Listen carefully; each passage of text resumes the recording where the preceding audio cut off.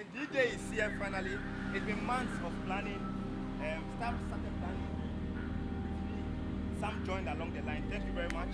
And those who started with me, those who joined along the line, and those who are going to play with us. Thank you very much. The DJ is here. I had running stomach. Make that very nervous. We've done it 3 times. Let's do it one more time. From here, we are going to ride Mausoleum. The main road captain for around in 7. Deputy road captain is David Nkrumah. Even though he doesn't like it, but he must take it.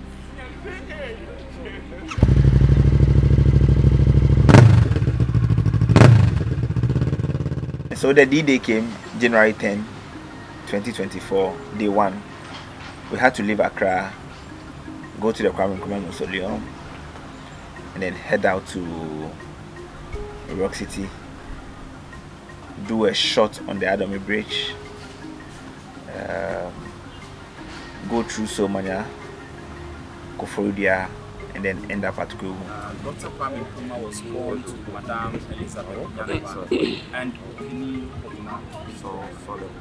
Nkrumah had his basic education right around the same area where he was born, and then from there he proceeded to a very prestigious school here in Accra, known as the Accra School, where he trained as a teacher. Now, after Nkrumah's training, he taught at some selected schools. Are you ready? So he studied sociology and economics for his first degree, and then from there he moved to the University of Pennsylvania, where he had a master's degree in philosophy and education. Nkrumah also taught history and African languages at the University. Now from there, almost everything went as planned. Where we converged at the So Energy Fuel Station, riding to the Kwame Mausoleum, riding all the way to Somanya. No, before Somanya was the Adomi Bridge for us to do a shot, and then through to Kwu Rock City Hotel. It was all smooth. I didn't have any challenges with day 1. Day 1 was a walk in the park. Every single rider that was with us from the first day, I realized that okay, this trip is going to be a good trip because every single rider was elite and everyone was psyched and ready for the West. So right from day 1 also, we incorporated a new system where we asked help from the locals, and it has helped us throughout the whole journey. We didn't get missing from day 1 till today. Technically we didn't get missing because usually we go and find ourselves somewhere and we have to reroute a long distance. So every time we get to, before we set up, we ask the locals which is the best route to use, because Google gives you a lot of options. So the locals advise, okay, use this, use this, use this. Then we've been using that since day 1. We had a fairly good road up to Atimpoku, where we took some shots. After which the Kwu road, going to Kwu through the Somanya road was not too good. Some bad patches of road here and there, but all in all it was okay. It was the first day we used to evaluate the riders. This time around I'm on a better bike, so I'm keeping up with the whole team, you know what I mean? The world raid, we don't even need the fuel. We'll go all the way to the north and come back on the same fuel from Accra. Look at them, look at them. Being away for 9 days, not getting the best comfort levels, people can become emotional, people can do things differently, and so I wanted very, very good team players, people who are going to make a team gel.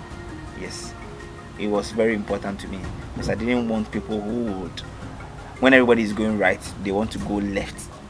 It distorts plans, and especially when you're on a journey, a 9-day journey, and you are moving from hotel to hotel and riding on very bad roads, and if someone is not mentally tough and a very good team player, the person can flare up and that would distort the organization. even beyond being a very good rider, I should see someone who is mentally tough, someone who can take decisions when the going gets very tough. And I don't mean just bad decisions. I mean someone who can take good decisions when the going gets tough.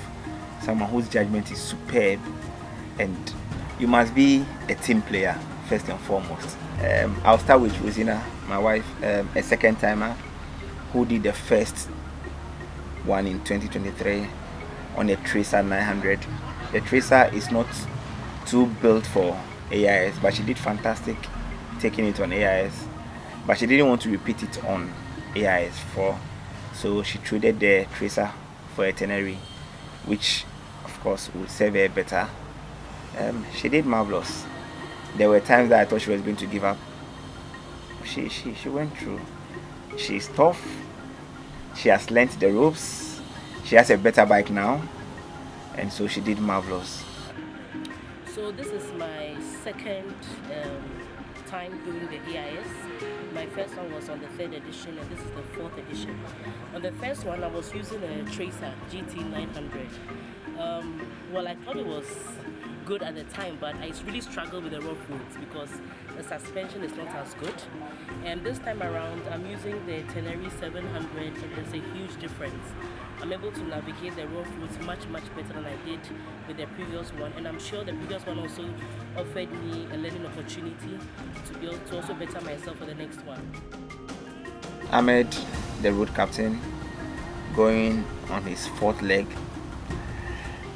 Ahmed knows everything that an AIS must know, so he lived up to expectation. Ahmed, especially the northern part of Ghana, he knows the road like the back of his hand. So even if he struggles with the southern part of Ghana, going towards the northern part, he's superb with them. So Ahmed has done it 4 times. He knows AIS. He knows AIS inside out. We are moving first to the Kwame Mausoleum from here. Then from Kwame Mausoleum, we'll be going to Rock City directly. But we'll be using a different routes. We'll be going through the Afiyan routes. But I think maybe we might stop at the Adobe Bridge, maybe not, depending on timing and everything. So I ride the GS 1250, the adventure mode, and I'm riding it with off-road tires for the first time, so that's a bit different for me. But so far, it's doing the job. You know, it's an ongoing battle between the Japanese bikes and the European bikes. But for me, the GS is working. Very stable. The engine is low, so I find it very stable on the curves, on the turns, and yeah, it's doing the job. Babs is a good rider. He's someone who listens a lot. He's someone who is ready to be corrected, and it's no surprising that he did marvelously well on this trip. I at some point thought he was going to give up, but he went through. You know, sometimes when you are on a tour and you know that you don't have anybody to, you know, as it were, fill the gap for you, you have to fill your own gap. So I think that's one thing that drove everybody, that there's no backup for you, you must go, and so that would make you go. And Babs did well, not dropping his bike, doing all the days with us. He was superb. He did well. Love the camaraderie. I'm meeting new people. You know, I met some guys from Benin, so I'm also practicing my French small. Although I realize I don't know much, but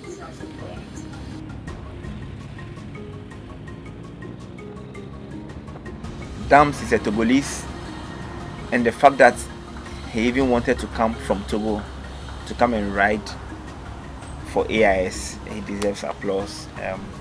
Massive shout out to him for leaving his home country to come and do a tour of Ghana. That's some level of determination, and he deserves a round of applause. He's a super rider. He's been riding for ages. He's been my friend for long. So when it comes to the riding bit, I don't worry. And maybe the language barrier But again, we had people who spoke French and English, so they were able to communicate and then do the translation. He's a superb rider. He's been riding for ages. He's good.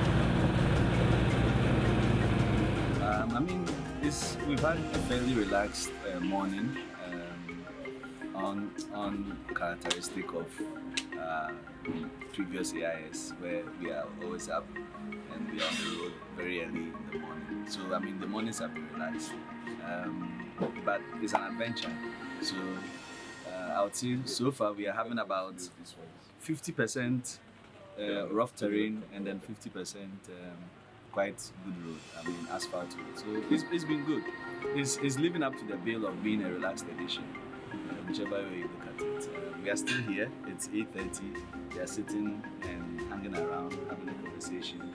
It wouldn't happen on other AIs. We'll be saying, let's go, 7:30 on the road. And yeah, so it's been good. It's relaxed. This time,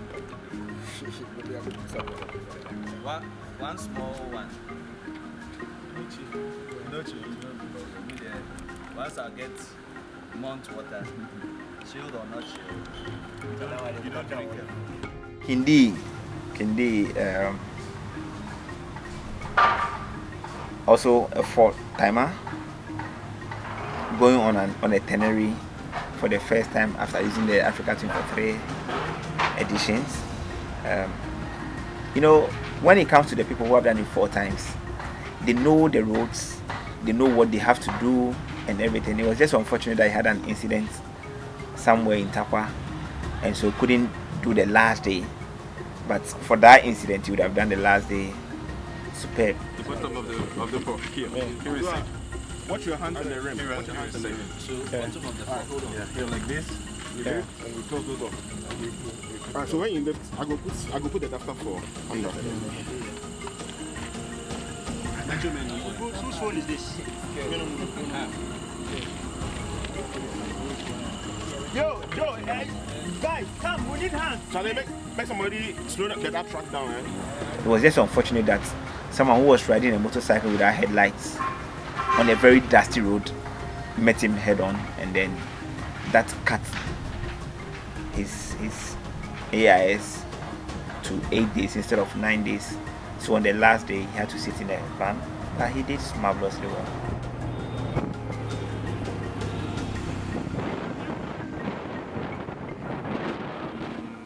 Well, on the group, I realized they were asking if we wanted a bad road or a good road. I went for the bad road as usual because man has to test himself to some new things, kind of adventure and So for me, it's a yes, whether good road or bad road. Senna, the excited Senna. Remember Senna from AIS 3. Senna is a super rider. He has become calmer now as compared to AIS 3. He listens more. His judgment is better. He has matured. But unfortunately, he had to leave us on day 5 because he had a work emergency, and so he left us. But we still recognize him as a member, a solid member of AIS 4. Like I said, he has become calmer, has become a better rider, has become more experienced, knows what to expect. So he was a bit more compliant this time than in 2023.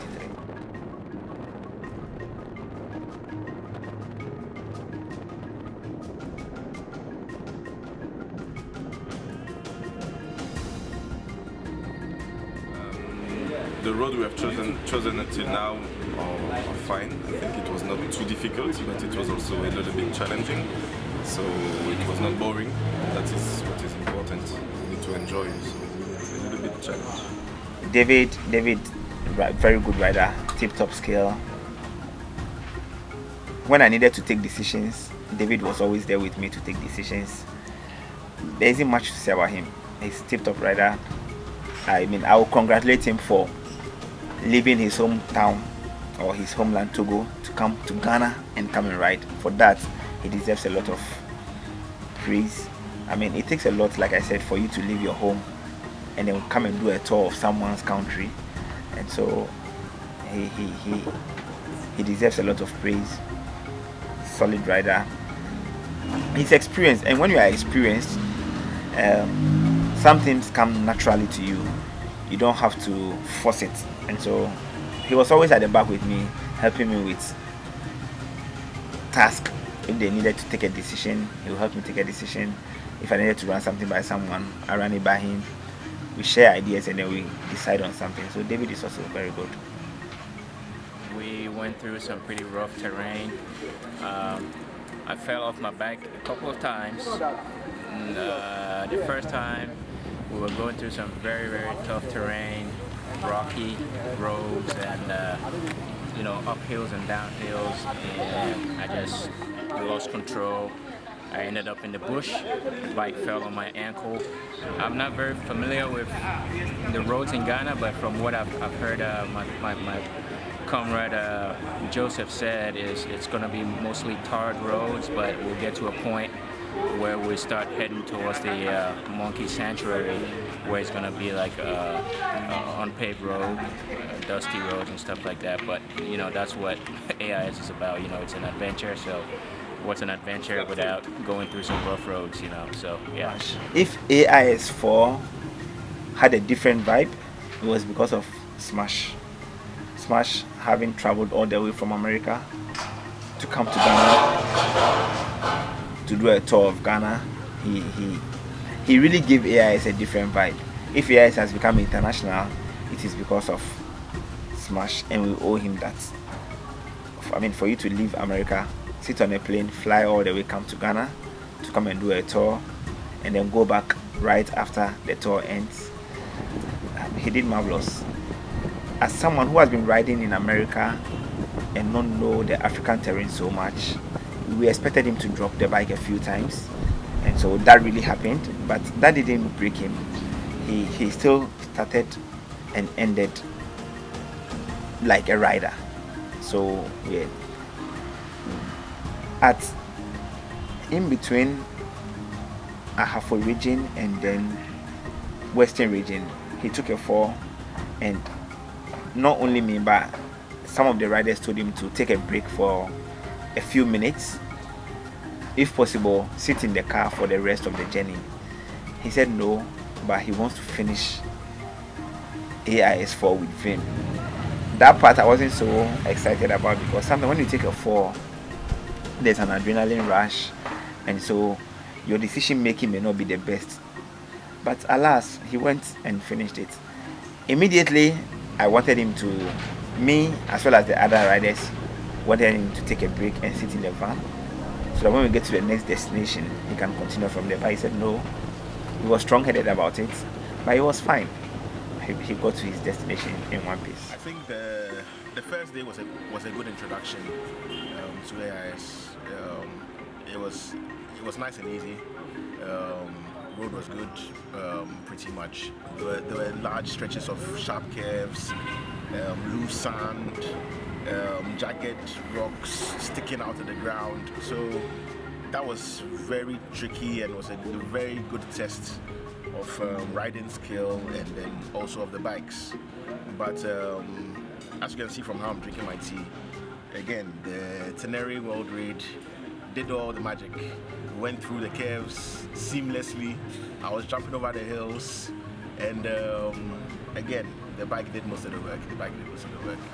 Coming on AIS 4, Mike has been riding for 2 years. Mike actually exceeded my expectation. Maybe it was because he was riding a Tenere. Mike exceeded my expectation. He did marvelously well. He was a good team player. He was ready to help all the time. Mike just breezed through AIS 4. He did it. He did it. I've only got good praises for him. He did AIS 4 superb. Where I thought he would struggle, he excelled. He's a good team player, Mike. And thank you to him for getting us the Soul Energy deal that fueled us about 90% of our journey. And so Mike, thank you for that. And for someone who was reading for 2 years and to take on AIS and do it the way he did marvelously. So from here to where we branch towards the monkey side, it's more like a highway. So you have to be careful because there are trailers and stuff like that on it. And then when we branch, it's going to be rough road, dusty road. So we'll go in and then come back to the road again and continue to Nkrumah. Yeah, so it's going to be quite challenging. But I mean, it's okay, we'll manage it. Joseph Kofi Ampedu, also another person who deserves a lot of praise. You know, he's on his 2 spare tires tour touring America, but the love of AIS made him cut short his American tour to come and do the Around in 7 tour. Also he's a good rider. He did his first AIS driving, but this time he did it riding as expected, and so he did well. Our scientist who became the historian, we stripped him of his scientific badge to give him the historian badge, because on this trip he was giving us history more than science. The last time I went there, one of the monkeys showed some strong emotions. He got angry and he refused to take my banana because the other monkey tried to bully the smaller one. The smaller one got angry. And I was like, wow, how could a monkey show emotion? So today, and from there, we smashed all the way to Kintampo. It's Kintampo, not Kintampo. People are saying Kintampo is wrong. It's Kintampo.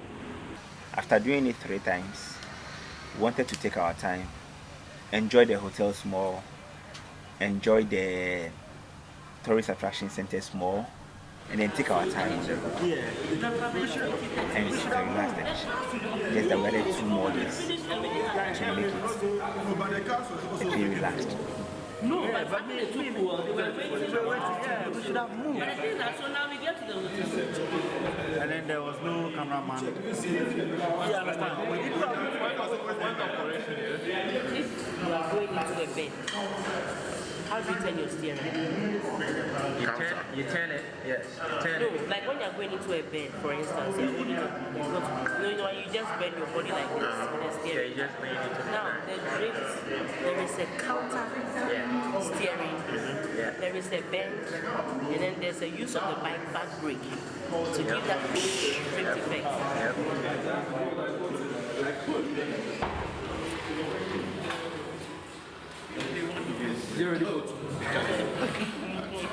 The most important thing is the time. I keep touching the ground. Yes, that's why it must be made by the Japanese.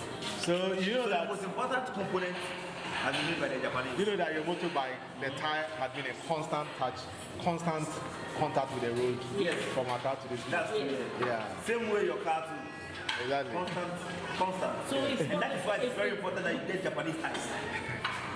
So because I know they can they can cause some issue on the road. That's what I'm carrying to.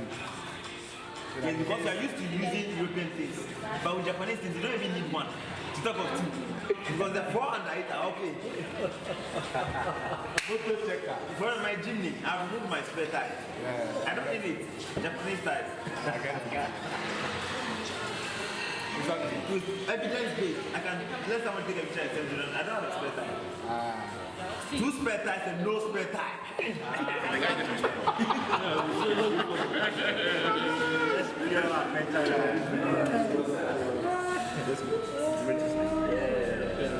So we all need to go to sleep. Okay, so tomorrow morning I'll confirm what time everybody should come in for the video.